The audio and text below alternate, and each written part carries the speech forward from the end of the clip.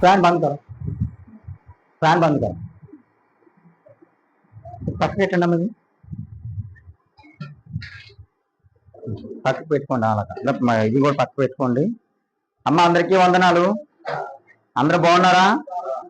మరి దేవుని మహాకృపను బట్టి మరి మీకు ఇలాగా టిఫిన్ ఏర్పాటు చేయడానికి దేవుడు ఎంతో కృప చూపించాడు. మరి ఎండాకాలం కాబట్టి ఇంకా త్వరగా పెడదాం అమ్మా. మరి ఎండాకాలం కాబట్టి తొందరగా మీకు ఇబ్బంది ఉండకూడదు. మరి మనము ప్రార్థన చేసుకుందాం, దేవునికి కృతజ్ఞతలు చెల్లిద్దాం. ఇంకా దేవుడు ఇంకా అభివృద్ధిలోనికి నడిపించాలని మనం ప్రార్థన చేద్దాం. మరి పిల్లలు చక్కగా మీకు పరిచయం చేశారు. మరి హనీ ఏంజిల్, దీవెన, శృతి, సిరి ఈ నలుగురు పిల్లలు కూడా ప్రతిరోజు మీకు పరిచయం చేస్తున్నారు.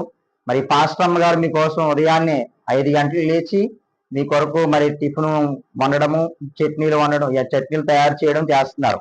మరి పాస్టమ్మ గారిని కూడా దేవుడు దీవించాలి. మరి రాత్రి నేను మీటింగ్కి వెళ్ళి ఇంటికి వచ్చేసరికి 1 గంట అయ్యింది. మరలా ఉదయాన్నే ఈ కార్యక్రమంలో పాల్గొనడానికి దేవుడు ఎంతో కృప చూపించాడు. మనము ప్రార్థన చేసుకుందాం.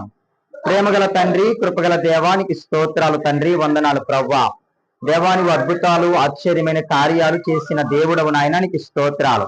ఇదిగో ప్రవ్వా, యొక్క సమయంలో నీ బిడ్డలను ప్రేమించి మీరు సిద్ధపరిచినటువంటి ఆహారాన్ని బట్టి మీకు స్తోత్రాలు. దేవా, ఇదిగో తండ్రి, ఆహారం తింటున్న నీ బిడ్డలను మీరు దీవించండి, ఆశీర్వదించండి. ఇక్కడ పరిచయం చేస్తున్న నలుగురు బిడ్డలను మీరు దీవించండి, ఆశీర్వదించండి. అలాగే తండ్రి, నా భార్యని మీరు జ్ఞాపకం చేసుకోండి. ఇదిగో మంచి ఆరోగ్యము దయచండి.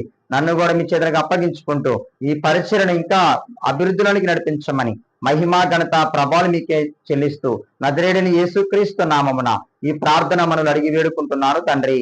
ఆమేన్ ఆమేన్. అమ్మ అందరికీ వందనాలు. రేపు ఆదివారం కదా, కొంచెం త్వరగా రండి. 7:30 కల్లా వచ్చేయండి. రేపు ఆదివారం కదమ్మా. ఓకే.